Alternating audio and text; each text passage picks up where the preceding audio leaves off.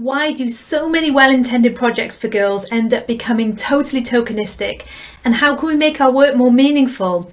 Stay tuned for the Girl Lab's top tips to avoid tokenism and create a bigger impact for girls.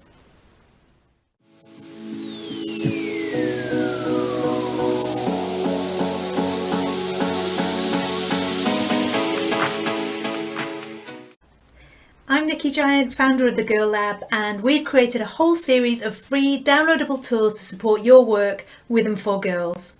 Today we're going to take a look at why so many youth-focused efforts end up becoming tokenistic, and we're going to share some steps that you can take to ensure your work is meaningful, appropriate and impactful. Firstly, why does so much youth-focused work become tokenistic?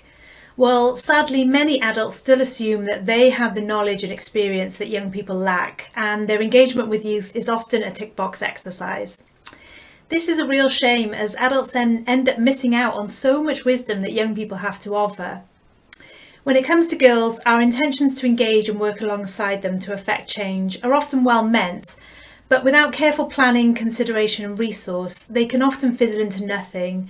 Or worse, we offer a half-hearted or a lazy attempt at engagement, which can leave girls feeling as though their time and thoughts aren't really valued. It's really important that we strive to avoid tokenistic and half-hearted attempts at working alongside girls, because we know that girls are already often denied access to power and opportunities to lead because of ingrained gender stereotypes and roles. So we have to be really intentional about our commitment to increasing girls' agency and their sense of empowerment from the start. Let's look at some ways that you can avoid tokenism with girls.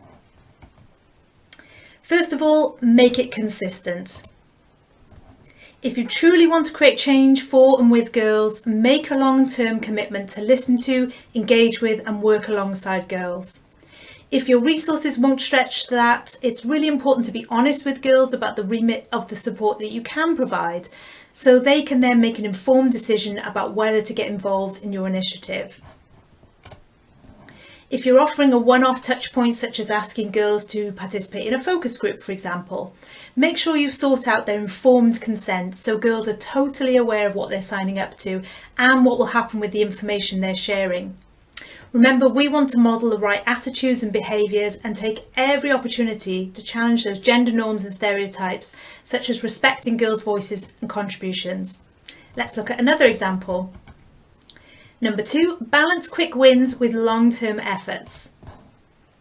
The quick wins are great to build momentum, but can have a habit of backfiring or unravelling quickly. Invest in longer-term efforts alongside the shorter-term initiatives to challenge the root causes of the issues girls are facing, as well as addressing the symptoms. We know that sometimes you just want to get things started, and getting a group of girls in a room together to talk about things they're passionate about or to start campaigning on an issue that's affecting them, that's really exciting. But you also need to keep an eye on the long term. How will that campaign create change? How can you keep girls engaged? Think short term and long term for real success. And finally, let's take one more. Number 3, think about who you are engaging and how. All too often we want to engage girls, and so we put a call out on Instagram or we share something with a local school and we expect girls to come to us. That will work to some degree, but it will be the girls who are already pretty engaged and don't have any barriers to participation who will join, and others will end up missing out.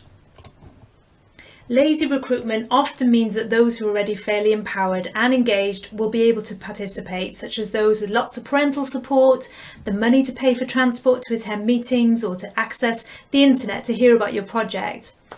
And the other girls who face barriers to engagement will then be left behind. We know that a diverse group offers diverse perspectives and ideas.